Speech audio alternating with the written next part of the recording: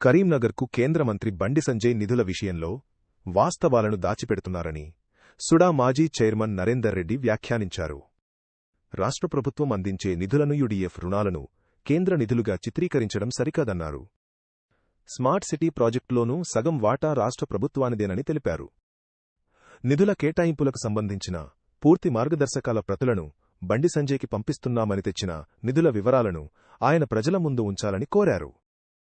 Yusuf urban challenge ఫండ్కి సంబంధించి పదే 840 కోట్లు తీసుకొచ్చి ఈ నగరాన్ని అభివృద్ధి బ్రహ్మాండంగా చేస్తున్నాం, అభివృద్ధి చేస్తున్నాం, పదే మాట్లాడతాం.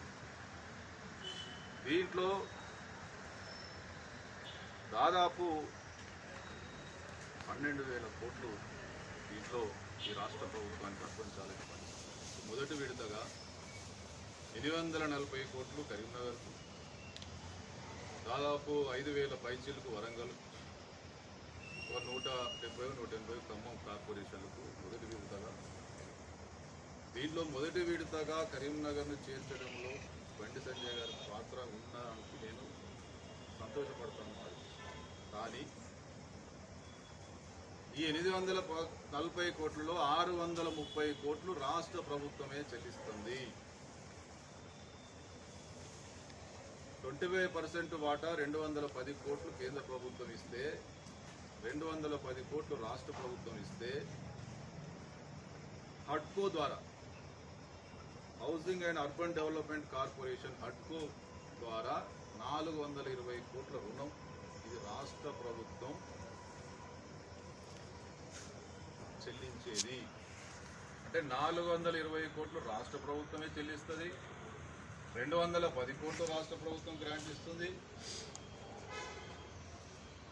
అంటే 630 కోట్లు రాష్ట్ర ప్రభుత్వమే ఇస్తే కేవలం 210 కోట్లు మాత్రమే కేంద్ర ప్రభుత్వం.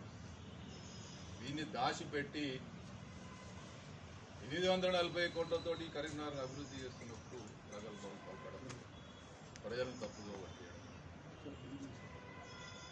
ఇదే కాకుండా 1000 కోట్లతో గతంలో స్మార్ట్ సిటీ ప్రాజెక్టు సంబంధించి గతంలో 860 కోట్ల పనులైతే ఇంకా కావలసినటువంటి 140 కోట్లకు సంబంధించి 70 కోట్లు కేంద్ర ప్రభుత్వ వాటా, 70 కోట్లు రాష్ట్ర ప్రభుత్వ వాటా.